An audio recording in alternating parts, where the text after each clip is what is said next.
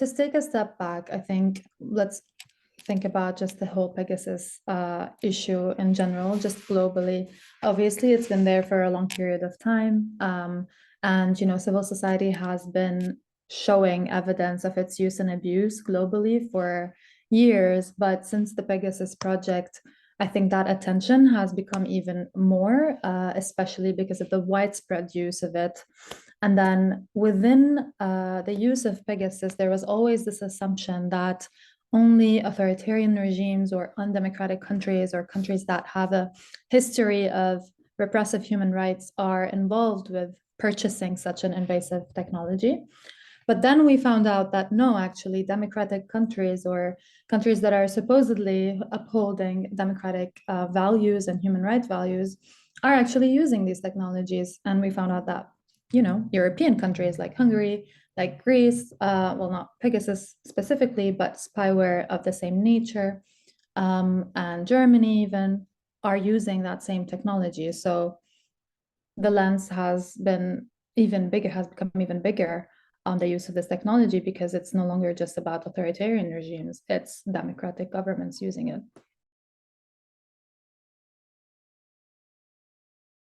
So the European Parliament has launched the European Inquiry Committee on Pegasus within the Parliament itself. Now, unfortunately, the committee itself does not have any legal or binding powers. It is an investigative committee meant to investigate these allegations and meant to show some truth and advise on the next steps. However, whatever resolution or report comes out of that committee is not legally binding.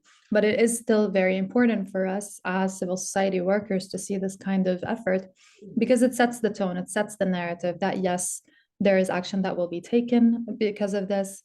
And the committee has gone onto missions investigating with the Spanish government, the Hungarian, the governments that were accused of using this spyware in efforts to corroborate this information.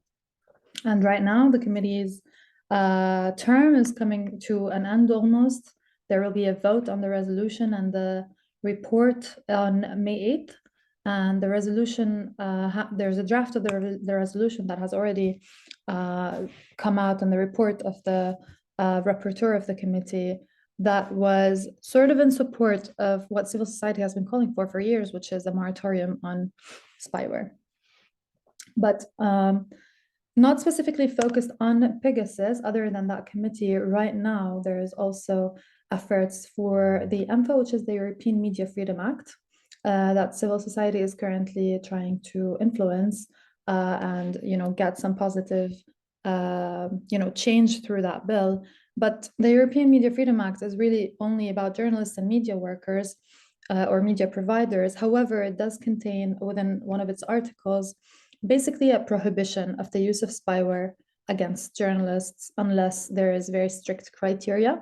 So that is also one of the efforts that we are seeing at the EU level to limit spyware use. Well, we've seen that the US has been doing, like this specific administration has been specifically focused on spyware with the US executive order, but also, throughout the years previously with the entity list and also some congressional action on this. But with the EU specifically, I think it has been a bit slower because there is some different political elements that feed into this. We are dealing here with multiple member states, and the issue of surveillance, because it is so closely tied to national security, it is widely contested within the EU. It is sort of a member state say rather than an EU as an institution say, which explains why this has been such a controversial topic. But there is still, and in hopes that with so much momentum from the US government, but also globally, privately and publicly from civil society in general, we will be able to push for more movement in the EU specifically. In previous years, obviously, Access Now has joined civil society's call for a moratorium on surveillance technology until proper safeguards are in place.